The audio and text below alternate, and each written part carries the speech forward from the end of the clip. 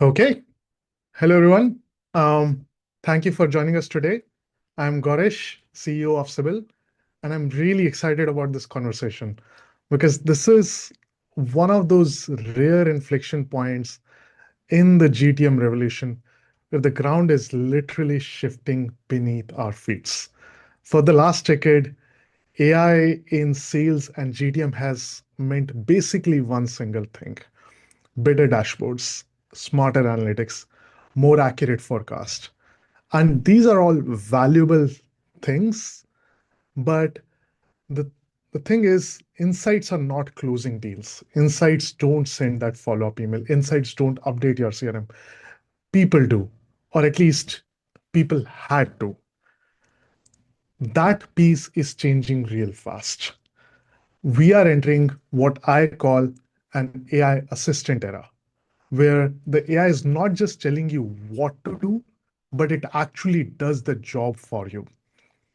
This is the difference between a fitness tracker app that tells you to work out versus a personal trainer that shows up at your door, has your plan ready, and coaches you through every rep on how to do that job. Think about your teams right now. How much time do your SDRs spend building lists, personalizing emails, managing sequence? How much time do your AEs spend updating CRM, writing that follow-up email, or prepping for calls? How much time do your CSM spend triaging tickets, drafting responses, pulling together account context? If you're like most GTM org, it's probably 60 to 70% of the day.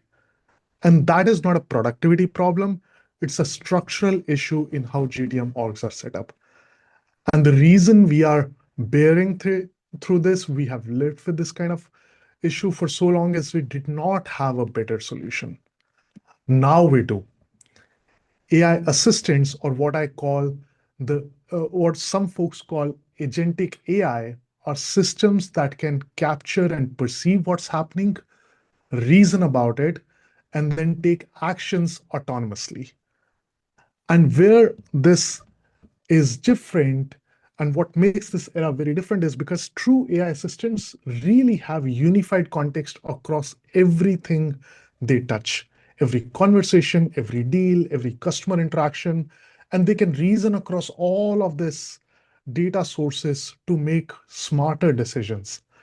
It's not 100 disconnected bots, each one doing one narrow task. It's one single intelligent system that understands your entire GTM motion and can act on your behalf. And that's like a teammate that you can delegate actual work to. This is what we are seeing in every stage of the GTM motion. Each of these independent pieces are being redefined by these AI assistants. At the top of the funnel, AI assistants are building prospect lists, writing personalized outreach, launching campaigns without human intervention required. In the middle of the funnel, they're capturing call notes, updating CRMs, drafting follow-ups, surfacing deal intelligence, and doing all of that in real time while the deal is ongoing. In post-sales, they are triaging support tickets, pulling customer context, and helping CS teams product and expand revenue. Today, we are going to walk through all of these three stages. And I have like brought together two incredible leaders who are building these AI assistant layers for different parts of the GTM stack. So Tyler Phillips, who is the director of AI at Apollo, who is redefining how teams are prospecting and generating pipeline. And Advith, who is the co-founder of Pylon, which is transforming post-sales and customer success with agentic support. And I'll share what we are seeing at Sybill in the middle funnel, how AI assistants are taking over execution for sellers and giving managers and leaders real leverage for the first time. By the end of this session, you'll walk away with a clear picture of what AI assistants can actually do across the GTM team, how they are being deployed right now by leading teams, and what this means for how you structure your organization, how you hire, and how you scale that organization. So let's start with where every GTM motion starts, at the top of the funnel, with pipeline creation. Tyler, I'm going to hand it over to you to talk about how Apollo is using AI assistants to transform prospecting. Cool. Thank you, Gorish. Let me just share my screen. Okay, cool.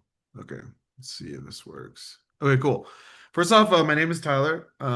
Very excited to be here to talk about AI assistants across the stack. Also, personally, like, very interested to see what is going on in the middle of the funnel with Sybill as well as with Pylon post sale. I'm very curious to learn more there. For those that don't know, Apollo is like a it's a go-to-market platform for SMBs as well as in-market companies to kind of help them find their next customers.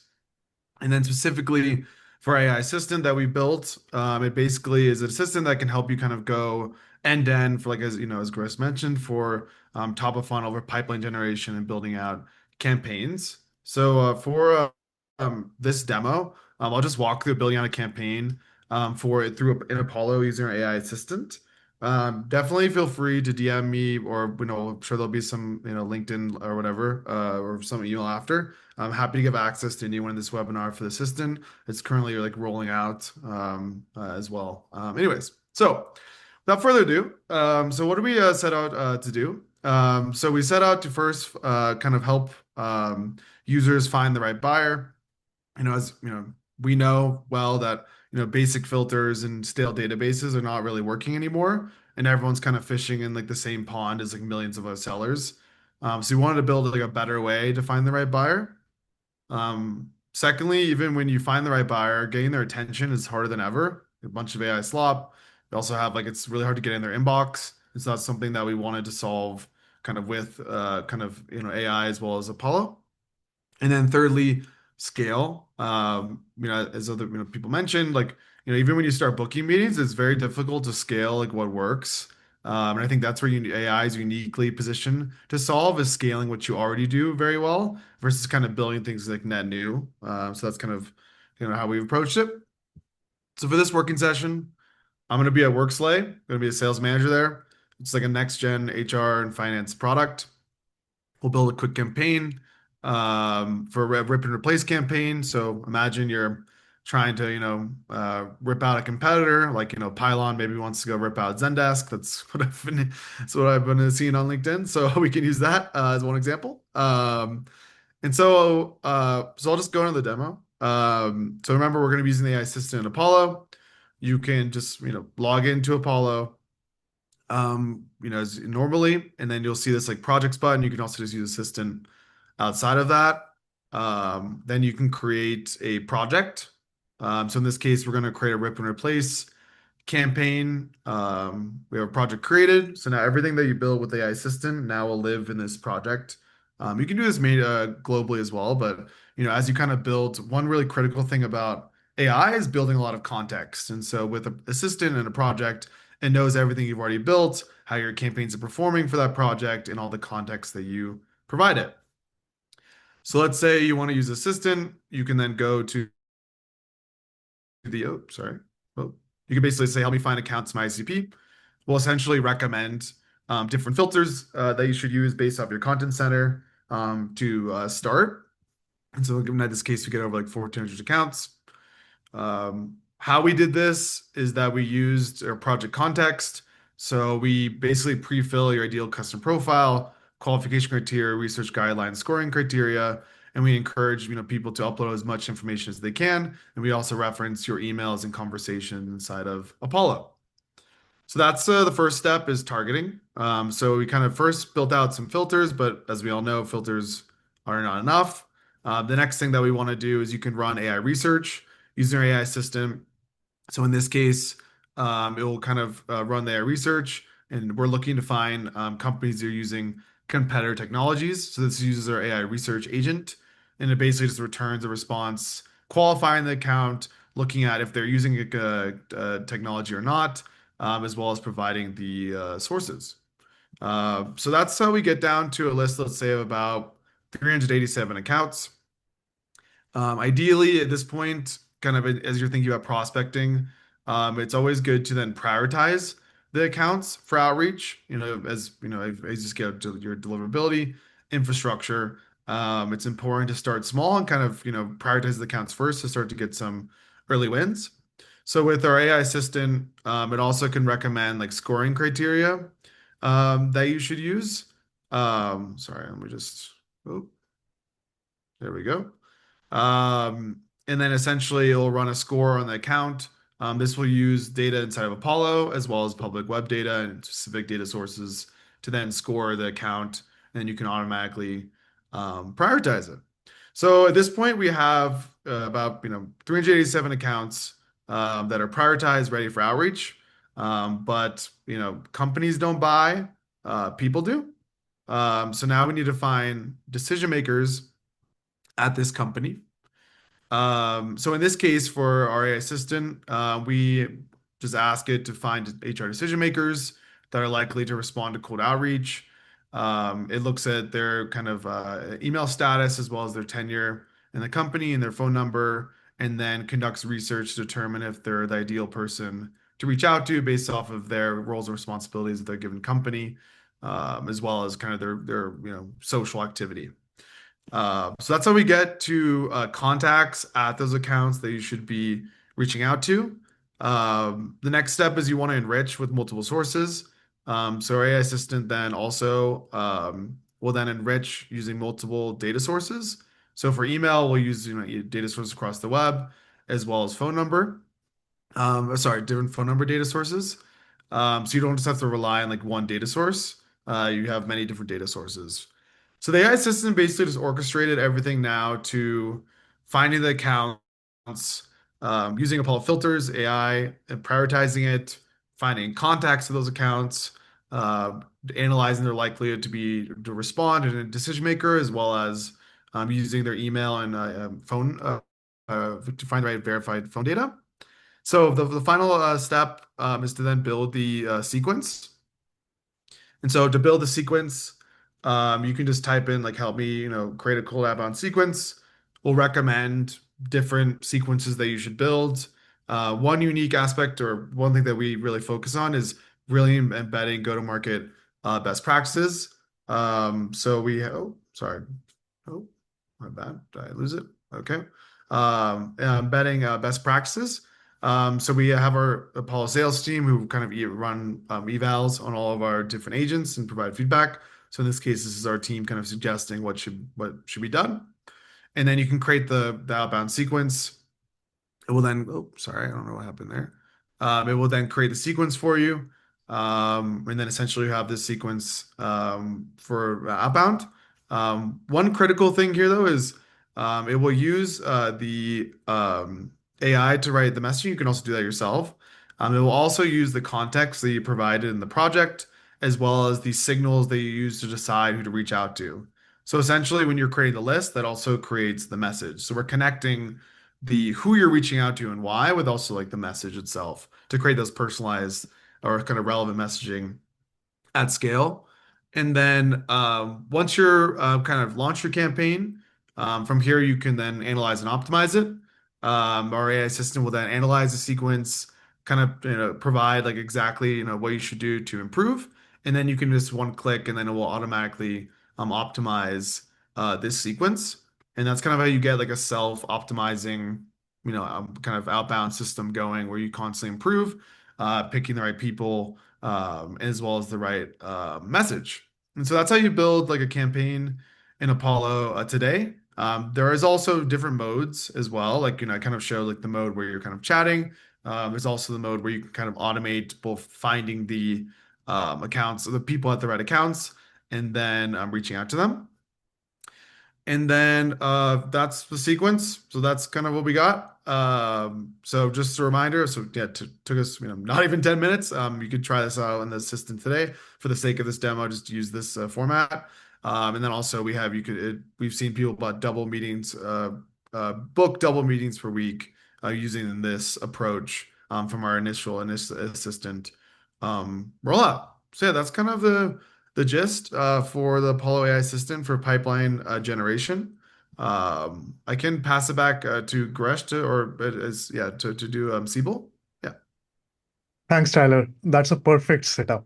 Uh, so now you have got your meetings booked. Pipeline is flowing in. That is awesome. But This most of the GTM orgs hit a wall in what happens next. And it is that specifically that messy middle between the first conversation and the closed contract. So let me give me 1 second. Okay, here is a stat that should make every sales leader uncomfortable. The average sales rep spends about 70% of their time on activities that aren't about selling. I'm talking about taking notes during calls, rewriting them after, updating CRM manually, drafting follow up emails, creating mutual action plans, preparing for the next conversation. All of that is extremely necessary work, but it is not revenue generating work. And when reps don't do it well or don't do it at all, that is when deals stall, forecast is slipping, and managers are left reacting to problems instead of getting ahead of them. So, where does a sales AI assistant actually sit? So, it's right here in the middle from the discovery, the first call with the AE to the closed contract. That is where deals are won, lost, or stalled. And this is where a lot of the execution breaks down. Now, why do we focus here? Because of three specific reasons. One is 70% of the rep's time is trapped in busy work. This is not selling, this is just doing admin around the sales motion. The deals also get stalled, and there are execution gap, if any, gets compounded in this messy middle. This is the highest leverage point that a sales team can fix to ensure that the reps are closing more deals. And this is where the forecast failure will start because it's so complex, it's messy enough that leaders need real time visibility, and a quarterly retrospective would not work. So, what Sybill does is we give every rep an AI assistant that handles all of that busy work automatically. And on top of that, we surface the intelligence that matters not only for the reps, but also for the managers and for the leaders. Let me show you what it looks like on all of these three segments. Mm, okay, 1 second. While I try to find my Chrome screen, which has gone missing. Okay, so essentially, let's start with a simple example. So one of my reps um, has a demo call. This is a live example tomorrow with a company called WhatFix. What they do with Sybill is they simply ask Sybill to help them prep for that demo call. And now what Sybill is doing is it's looking at the specific demo call that's scheduled. It's looking at recent conversations with WhatFix. It's scheduling threads and stakeholder mentions for that WhatFix demo, plus any tool stack or any other information that is being mentioned by the reps. It's figuring out company overview and to pull out internal notes, figuring out what's the funding status, and then also is pulling out public information beyond that internal database. And then it's creating me a quick brief report like this one. So over here, the brief of this demo is to win alignment for a 2 to 3 week trial that runs on top of MindTickle. It provides time savings and validate org-wide analytics. So it gives me the entire information. So it goes into depth for what fix as a demo account. So gets into recent funding news, who are the stakeholders that are joining, and likely who are the other ones that might attend. What is their current tech stack from calls and emails and Slack threads? What are the pain points we are hearing from previous calls? So a rep doesn't have to spend time on figuring out this pain point. Then it also builds for the rep a customized demo flow. And this demo flow is actually learning from the previous iterations of demos that this rep or other reps have done in the past. It's building out a proposed trial plan and also figuring out some of the common objections that will come up on the call based on information that Whatfix has shared previously. So it's not generic objections, it's actually objections contextual to the deal. And then it's pulling out certain sources and who is the different stakeholders, and it does a stakeholder mapping of everyone at Whatfix.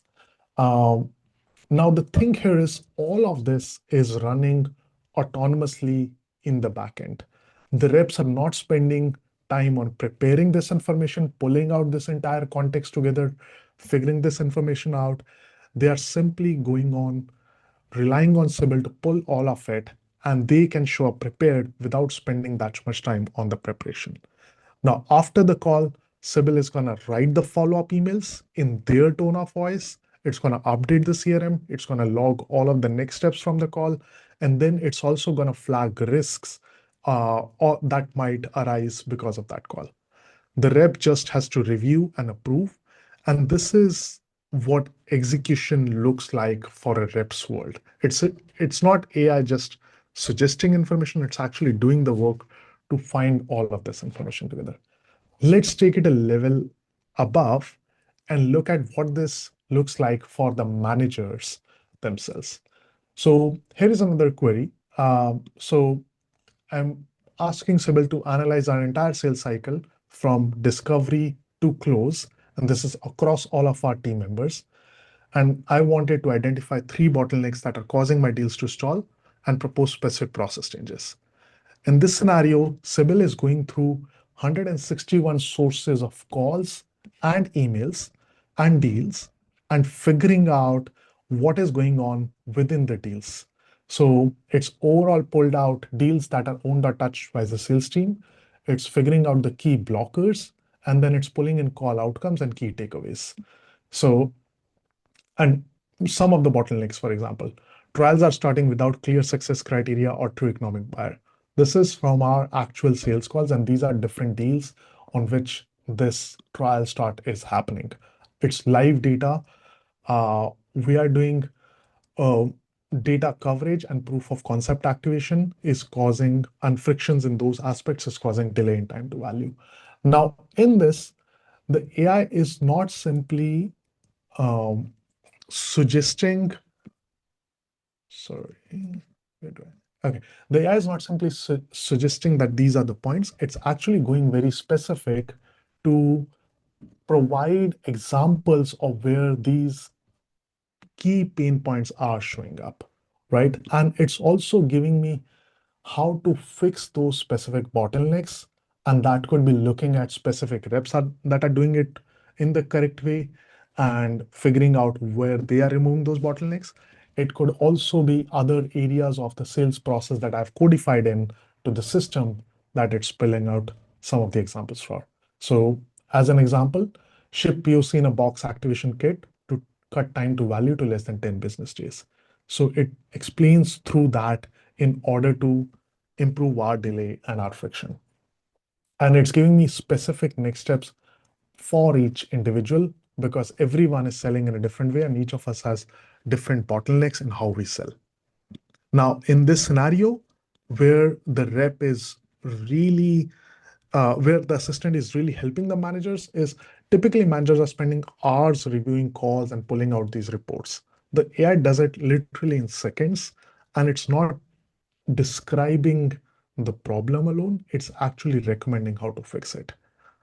And that actually becomes the difference between reactive management and proactive leadership. Taking it one level up, for the leaders, um, this is where a leader queries. So over here, I'm asking Sybil to analyze my entire book of business, and I'm asking it to look at if our targets for the next quarter are 1.5 million in run rate. I wanted to create a gap analysis and a specific action plan on what we would need to do in order to hit that target. In this scenario, Sybil actually looks into deals, so it's not now looking into calls. It's looking into my Q3 deals and my Q4 pipelines, and it builds me a report which is entirely based on my live pipeline. So it looks at my Q3 closed one plus new revenue. It looks at my current Q4 pipeline. It will figure out what are the root causes root causes why we are losing deals, what is the Q4 plan anchoring on, and then what does the sales OKR and action plan look like. And after that, it goes into depth in each of the reports. So it figures out which are the deals we are winning, why are we winning those deals, why are we losing certain deals, what is the pipeline today like, where is the gap coming at, what are the reasons why we are displacing and getting more revenue, what are the top three buckets, and it creates even a deal by deal action plan. So on this deal, the names have been changed, but it's live data. So on this deal, it's showing that the risks are, it's essentially user pricing, and there is a legacy migration which is happening, which might affect the scope. So I now have a very clear understanding of what is going on throughout my entire deal process. And I can have a follow-up conversation with it without having to like without having to bring in my RevOps or get a lot of other humans involved, which then increases the time to insight by a lot. Instead of, and this report itself is generated in a minute. So that's what an AI assistant for sales mean. For reps, it is to automate all of the busy work, which frees them to sell. For managers, we want to surface bottlenecks in real time with a playbook to fix those. And for leaders, it is to deliver that strategic intelligence that shows them what to do next. No amount of dashboards can fix bad execution. You can have perfect visibility into a broken system and you will still lose deals. What changes the game for an AI sales assistant is it is not just showing you the problem, it helps you fix the execution for you. Okay, so now we have covered prospecting with Apollo and mid-deal execution with Sybill. What happens after the deal closes? Retention and expansion are more and more becoming the new pipeline. If your CS and support team is drowning in manual work, you are leaving revenue on the table. Advith, talk to us about how Pylon is using AI assistants to transform post-sales and customer success into a growth engine. Totally. Thanks for the intro, Gorish. And yeah, I'm Advith, one of the co-founders of Pylon. We build B2B support software, or kind of more broadly post-sales software now. And so I'm going to focus a lot of what I'm talking about on customer success rather than support. So as we're talking about, Pylon enters here at the kind of tail end of the workflow. So after kind of the top and middle of the funnel. And kind of jumping to how Pylon helps customer success folks. And ironically, we actually call our SKU that we sell AI assistants kind of along this whole set of terminology. And so from the customer success lens, the goal is either to prevent churn or to facilitate expansion revenue. And so showing how Pylon does that by ingesting data from a bunch of different places. So a lot of our customers actually use Pylon as a customer support system. And so we will connect into your email, your Slack. We kind of offer chat. We kind of connect into your Microsoft Teams, any place where you might talk to your customer. We're ingesting conversations, structuring that data, and in a support context, turning into customer support tickets. We also plug into anywhere you're doing kind of synchronous communication. So that might be in video calls with customers. We're ingesting all of that data as well. You might use your CRM for more like hard contract data, things like what products did people buy, what are customers' revenue, what are my customers, and we're ingesting data from there. Also, a kind of big data source is kind of product usage data. So how are people using your product? And so Pylon's trying to bring in data from all these different places, and roughly under the hood, the mental model is basically build the brain of a CSM. So someone who's able to like something, or someone who's able to look at all this data and then decision on it and then take action. And so you can kind of inject AI into anywhere in that stack, whether it's like the AI is looking across a bunch of the data and figuring out what to do next, or it's actually taking actions for certain things. So Pylon is kind of looking across all of this data. Things that kind of the way to think about this might be basically extracting useful insights from conversation data, whether you're having those conversations in support tickets or just email exchanges or on calls. And so, for example, someone might on a call mention that their team is going to expand next month, or that they're getting a new leader in a couple months, or the team is downsizing, or kind of expressing a bunch of negative sentiment on a call about their support tickets not getting worked on. The goal is to kind of add scale, actually structure all of these things that are being said across all these different sources of communication, and then make them useful for either identifying expansion or seeing which customers are unhappy. So I will hop into a demo here really fast to show you how we actually use Pylon internally at Pylon.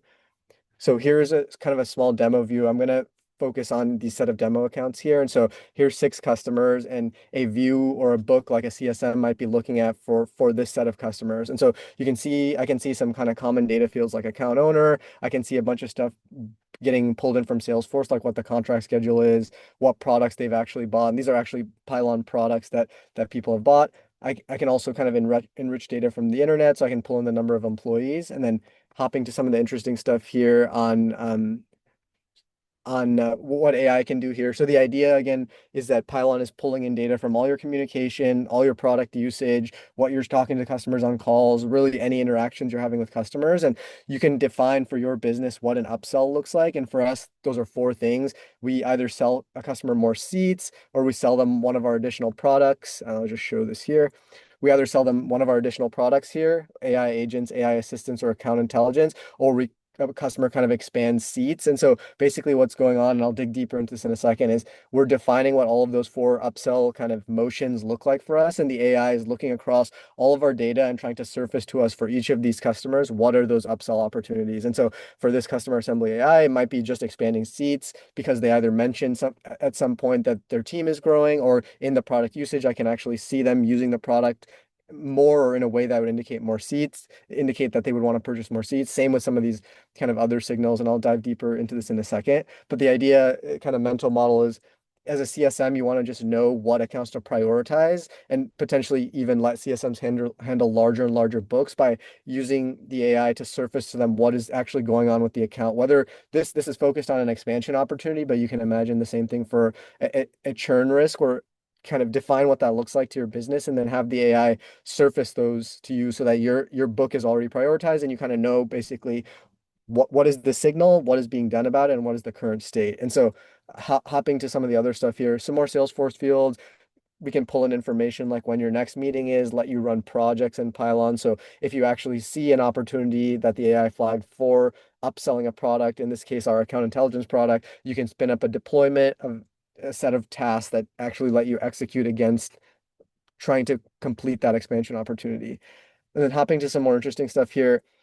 Here's a field for sentiment, which again is pulling from across all your interactions with the customer, and just I can actually show you why the AI thought for this specific customer, Dagster Labs, that it's flagged as frustrated. And I can actually see the citation of the source of like the specific place where it felt like it saw the customer being frustrated. And so in this case, it basically says they had some technical issues and that they're kind of mentioning, and it's basically analyzed all of your kind of customer support issues and calls, and figured out there's certain interactions where they're complaining about technical support.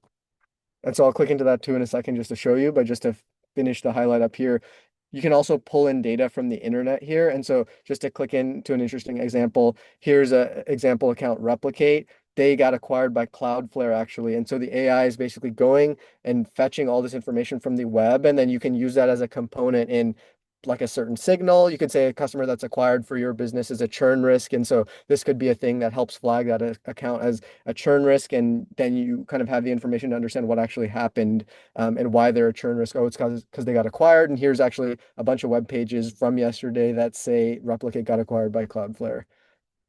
So just to now click into, I actually try to do a live demo here really fast just to show something else you can do. So I'm going to add an AI field here called latest call to try and surface to the book of business level kind of what happened in the latest call.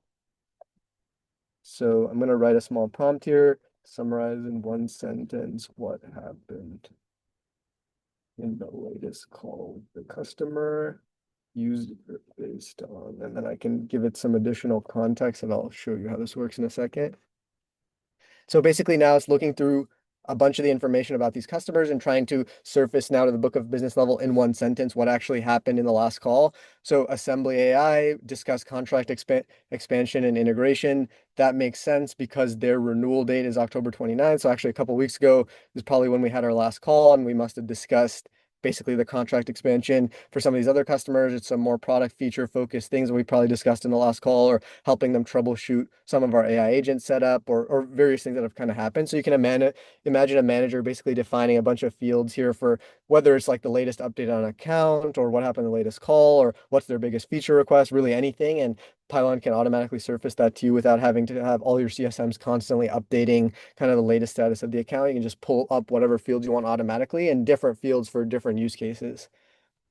Um, I will now hop into one of these accounts as an example to also show what you can do inside.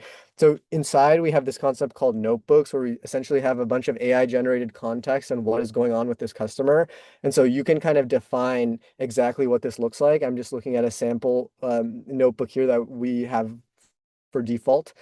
So the example here is like use cases. This is automatically generating what the set of use cases is for this customer assembly AI with Pylon. And so kind of why did they buy the product? What are the different integration sources they wanted? What's their primary business outcome? I can see all their feature requests. And so you can kind of customize this page to extract out the information that's relevant to you. And the AI is just constantly pulling all the underlying data sources to see what updates there are to some of the information that you requested. So you can imagine it as like a living report.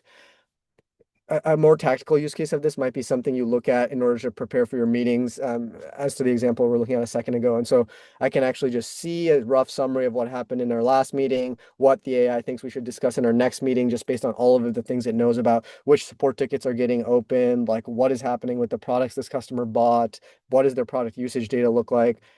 It can also do things like figure out what upsell opportunities in more detail are available for this customer, again, based on just us defining what an upsell looks like for us and it looking across all of this different data. I'll hop into one more interesting thing in a kind of demo account so that we don't share too much about our internal. So we kind of recently launched as part of our product called Product Intelligence. It's a similar concept where because we see all the things that are happening between you and your customer, we can essentially tell you what your feature requests are, how many people are asking for them, and kind of what are the specific instances of people asking for them. So this is a great way for kind of revenue teams to be armed with evidence to give to product on like what are customers actually saying. Product might, as the company grows, get more distant from actually seeing the customer and being in every call. And so here's basically a feature request that got auto-generated for a Salesforce integration. And so if I actually click into this, I should see a bunch of examples of every customer, every instance of every customer basically asking for a Salesforce integration. And so I can just then scroll through this, hop into these specific support tickets and actually see the customer asking for that and then follow up with them if I wanted to ask a follow-up question or really just look at all this evidence of customers asking for a specific feature. And so, yeah, it's a great way for basically post-sales teams to go to product with an actual set of concrete examples of a customer asking for a certain thing. And in Pylon, this sort of all gets populated automatically, but you can always kind of create a new feature request yourself, and Pylon will scan across all of the data it has access to kind of find all the evidence of customers asking for that specific feature. We'll now stop my share. So yeah, there's a lot of stuff going on in Pylon with AI assistants, and yeah, excited to keep chatting about it. That is awesome. Thank you, Advith. Uh, so now we have walked through the full funnel. Uh, Prospecting with Apollo, mid-funnel deal execution with Sybill, and then post-sales with Pylon. But these changes are not simply tool changes. They are raising big questions about how GTM teams are structured, what is the skill set that is required, and what does the GTM org of 2026 looks like. For the next 15 to 20 minutes, let's have an actual conversation about what this shift means. If you have questions, please drop them in the chat as we go. Let's start with the big picture. So first thing is when AI agents and assistants connect marketing, sales, and CS in real time, what does collaboration looks like? Right now, GTM orgs are siloed, context gets lost at every handoff, but every function has AI assistant with unified context. What changes then? Tyler, you are at top of the funnel. What does this look like from Apollo's perspective? Well, first off, I just want to say it's pretty cool to see. Sorry, before I jump into that, I thought that was really cool to see like across the funnel, like what's going on with AI across every area. Just want to put that out there. But in terms of at least for collaboration from my standpoint, so I don't know if like real-time collaboration, I guess, is like a is like a like I guess how I think about it is like with agents or with kind of this connect, like if you think about building AI, there's the context layer is really important. For example, for us, we have like marketing. You have, let's say you have someone comes on your website, you want to have website visitor intent. Then let's say the person signs up for a form, and then we send an outbound email. We also have an SDR sending an email, and then maybe they book a meeting, and then maybe in Sybil's case you prepare for the meeting, whatever that may be. Um, I think the like collaboration will actually be broken down with AI agents because they kind of do the work to connect at least the data across different areas. So you can get more of a bird's eye view of what's going on versus like just your individual area and Silo. I'm sure Advith, you could probably speak to that as well at Pylon as well for support reps as well, like kind of seeing what's going on and kind of show many different aspects. At least in our case, like we kind of know like okay, did you visit the website? Did you respond to emails? Did you have a conversation?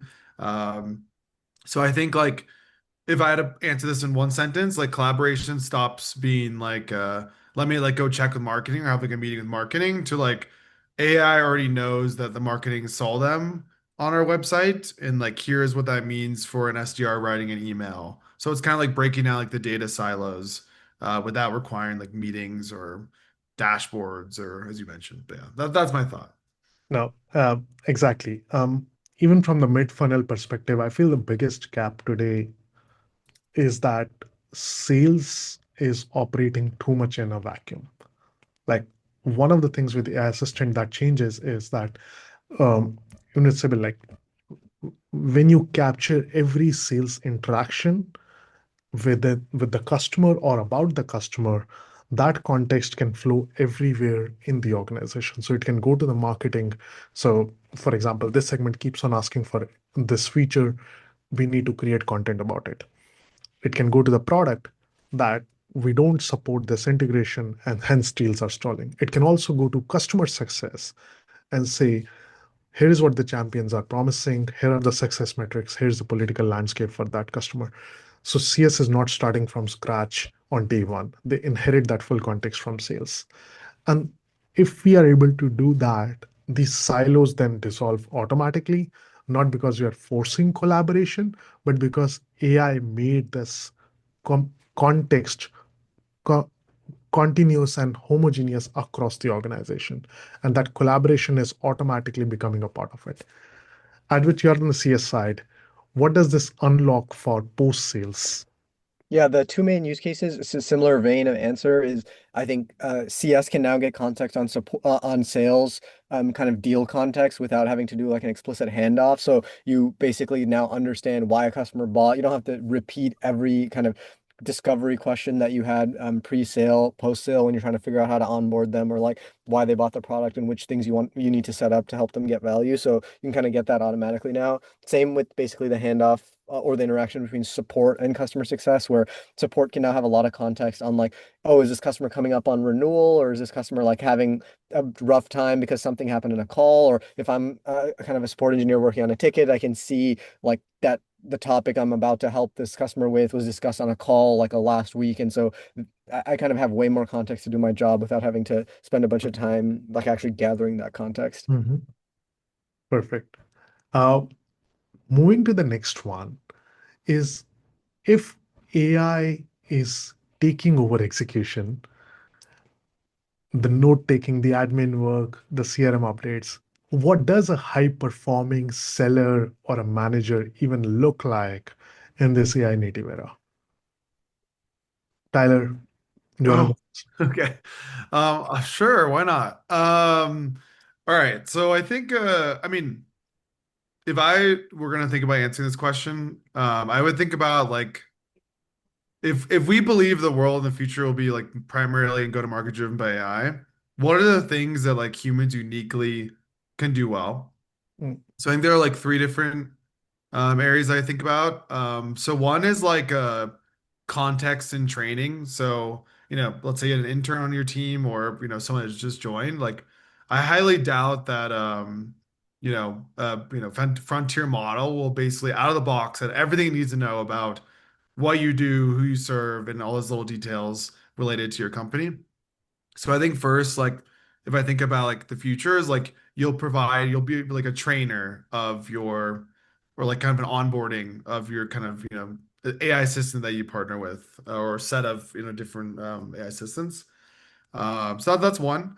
The second thing is that while we can always do as much as we possibly can to gather as much data on like what's going on, um, we're still not like Facebook where we listen to all your all on your phone and serve ads to you. That's just my opinion. I think Meta just listens to us. So anyways, um, but I think like the second thing is like providing feedback. So not just training, but like constant feedback, almost like performance reviews, but also like on a constant basis to kind of improve like the kind of AI assistant and its performance. And I think finally is kind of being the kind of creative where you design kind of plays or strategies and not execute tasks. And I think like that's still a role that will be played by humans. I think as more things move to AI, like the only way to get outside gains is to be unique and creative. So I think this role would like kind of move more from like a task executor to more like an orchestrator. That's kind of how I imagine the future being. I think it's already, I mean, the future's that it's happening now. It's just Yeah. like I think everyone will eventually come to that. Yeah. Yeah, couldn't agree more. I think, like from my perspective, what I am more and more seeing is that the best reps won't just be the ones who are working the hardest. That was different in the last decade or so.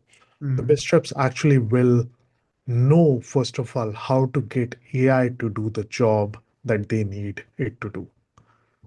That's very critical to have an AI literacy for the reps.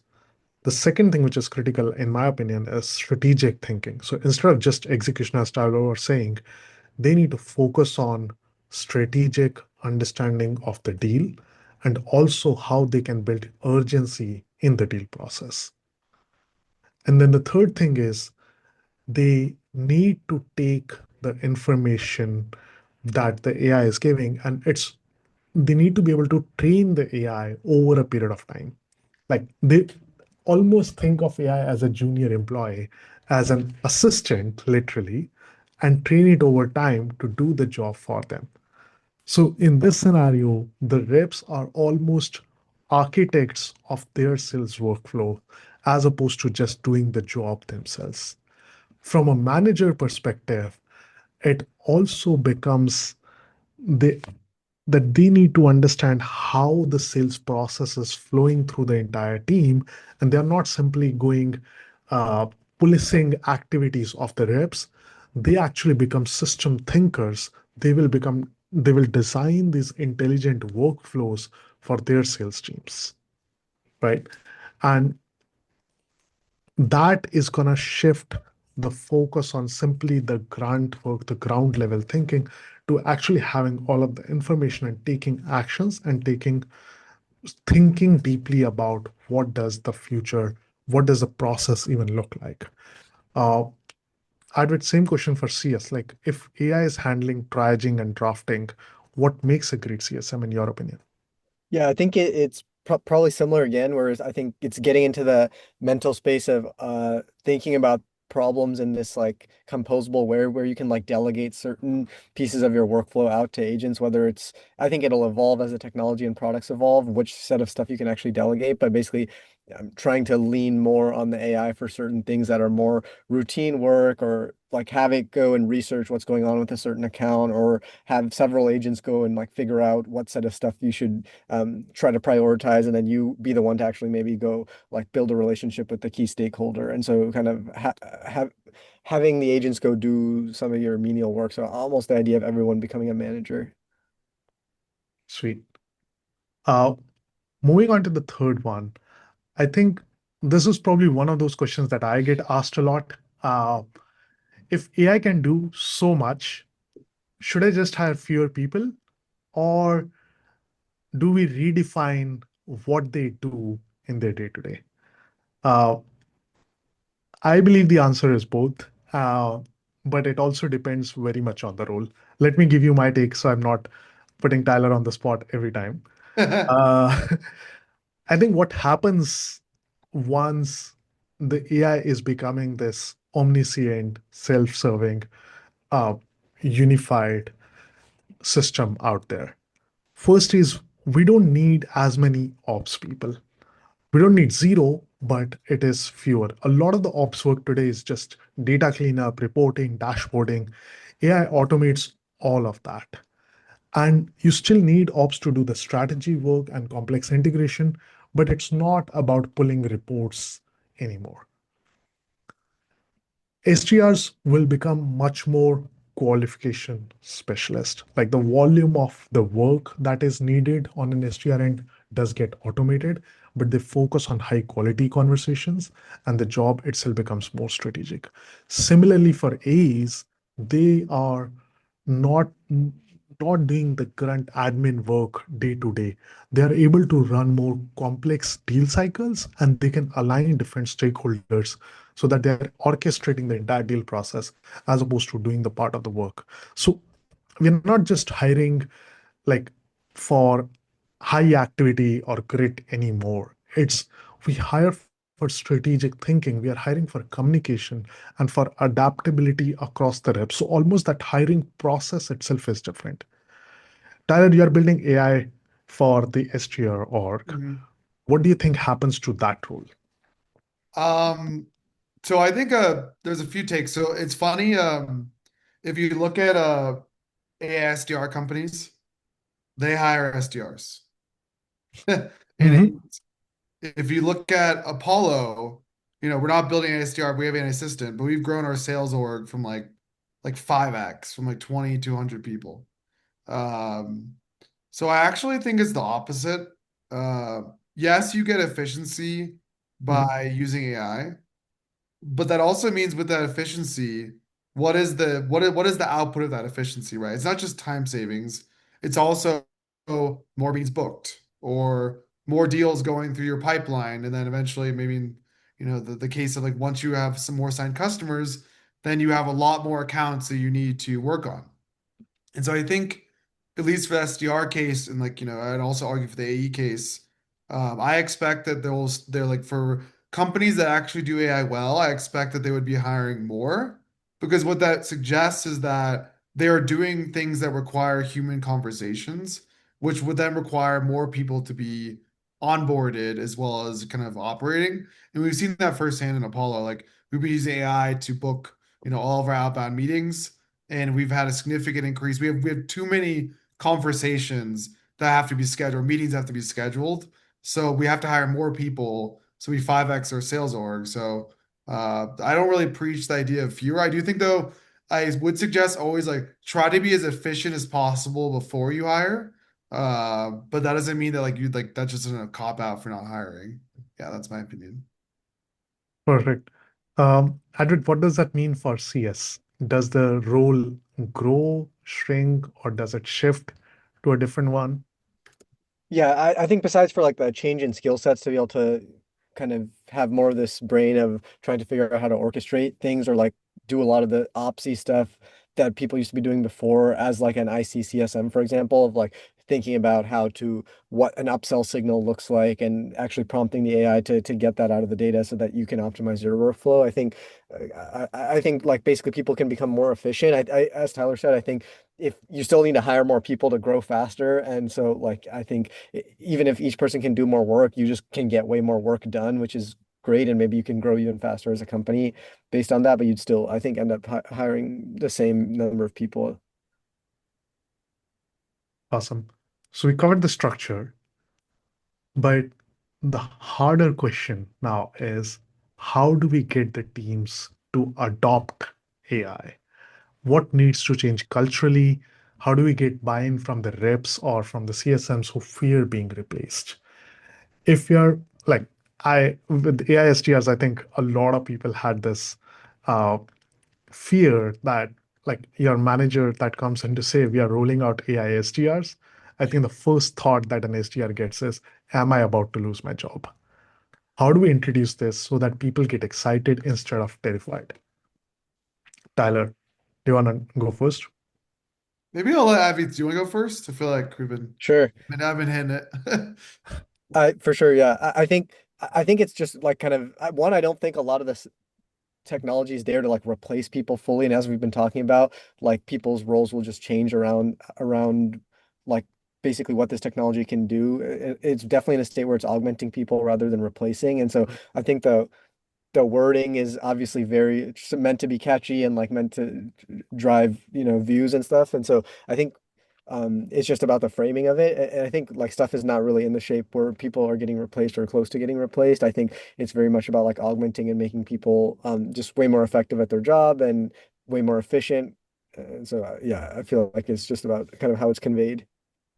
Yeah, I think it's absolutely correct. Like broadly, I feel um, when we bring out Sybill, for A's, it feels a lot more like a junior employee who never sleeps, as opposed to someone who can do the sales for them. I think the sales piece is always gonna be human, which is one big piece of why we believe that automating everything around it makes a lot more sense. And the other thing, what I've felt really work in this situation is we always try to highlight the top performer that are using AI in order to get ahead. Hmm. And sales and a lot of customer facing orgs are very competitive individuals in that role. So when they see someone else is at the top of the leaderboard because they're using AI in their day to day, that social proof is extremely powerful. And then on top of that, allowing the reps to train the AI itself can also be very, because then they feel they are part of the process as opposed to they think that the process itself is a threat to them. Tyler, how do Yeah, I you? would say, yeah, I think those are all a good, great point. I love the social proof. That's honestly incredible. It's like the classic term, like, AI is not going to replace you. It's like reps using AI will. I definitely think that's real. I would say like the only other thing I would say like is we rolled out AI to different SDR orgs is try to anchor on their pain. In the sense that like, AI is meant to eliminate like the work that we all hate, not necessarily the work that we all enjoy. Like I don't know about you, but like I don't like going through 100 prospects on LinkedIn and like reading every single person trying to figure out like what to write in a personalized message. Like it's just very painful. I just kind of want to get to the point where I can think more about like strategy, optimization, and then like obviously, getting success. So I think like anchoring on that is also a really good way to kind of have organizations buy in. But yeah, that's the only point I want to make beyond that. Perfect. Last question before we wrap up. If we look at 12 to 18 months out, uh, what is next for agentic AI in GTM, according to each one of you? Avi, do you want to go? Sure, I can go. I think like a lot of the reasoning is getting much better, and so you can actually get closer to building this brain, so to speak. Whatever kind of your product does. Specifically for us, it's like kind of building a support and customer success brain, I'll call it. And so I think a lot of the reasoning is getting better, where you can actually get closer to this thing that knows everything about whether it's like your customer or your product or whatever surface area. And so then you can tap into that for like way more workflows and offload way more work to it. Uh, Tyler? sure, I can go. So yeah, I think yeah, so I think a few things. At least I don't know about like the go-to-market overall for like post sales. I haven't really thought too much about that. So, but in terms of like at least what the area I work in, I think there are like I think like the fundamentally the like AISDR race is incorrect. I think that like what we're looking at, what I think we're trying to build is more like Instagram level relevance for like B2B outbound as well as tying that with inbound. That's just one call out for Apollo. But in terms of like how I project out, I think three things. So one is the obvious one is that as OpenAI and Anthropic and many have discovered is like context will compound as the companies that are very early in context Mhm. and also are really good and not just like dumping a bunch of context, but being able to kind of index the context as well as dynamically pick which is correct to use for given tasks. For example, like Cursor, that was one of the first initial innovations in coding. I do think that it's wide open outside of coding for that specific part. So excited to work on that. Second thing is, I think we'll see you'll have assistants or assistant for like low trust actions. Like for example, messaging. A lot of people don't like to offload to AI completely. Like they still want to review it. I think for but for high trust automations, I think you'll start to see that be like completely handled by agents. For example, like list building is kind of one example in SDR. Hmm. I think though, and I think the like in terms of the companies that win it, like but not necessarily like the products, but the companies in go to market or like kind of building their own go to market orgs is really documenting your best practices and best like the deal patterns and having like the best data, which will then that tribal knowledge will then become like training data for any individual company to kind of use or any product to use to kind of give you the best outsized gains for when you use the product. So that's my opinion. No, and I think the companies that don't adopt this phase AI will be at a massive disadvantage. Like it will be like competing in 2010 without a CRM in-house. Um, from my perspective, I think there are two other things that I feel this phase of agentic AI is really going to bring. So first is there will be predictive action suggestions. Like it will not be reactive based on what the rep or what the team is saying. The AI will be able to figure out the best patterns and just essentially tell the rep to call this prospect today or to request your champion to get an intro with the CFO. Because otherwise, this it doesn't stay at the execution layer. It actually goes to that managing that deal strategy also autonomously. And then second thing, which I believe, which we are starting to see more and more of, is that companies like Apollo, Sybill, and Pylon won't be just separate tools that are individually in their own ecosystem. They will actually share a unified context, and they'll be able to work across uh, each other seamlessly. I think that will be one intelligent system running across that entire GTM motion. Uh, that's it for today. We are out of time. The key takeaway from this conversation is that the assistance era is here. GTM teams that are adopting this new technologies in this era will have a massive advantage. And it's not about replacing people, it's actually about amplifying them. It's about giving every rep, every CSM a teammate that never sleeps, who can handle the busy work, who can handle the admin, so they can focus on the revenue. Uh, Check out Apollo for prospecting, Sybil for mid-deal execution, and Pylon for post-sales. Thank you for joining, Tyler and Advith. It was a phenomenal conversation, and have a great day, everyone.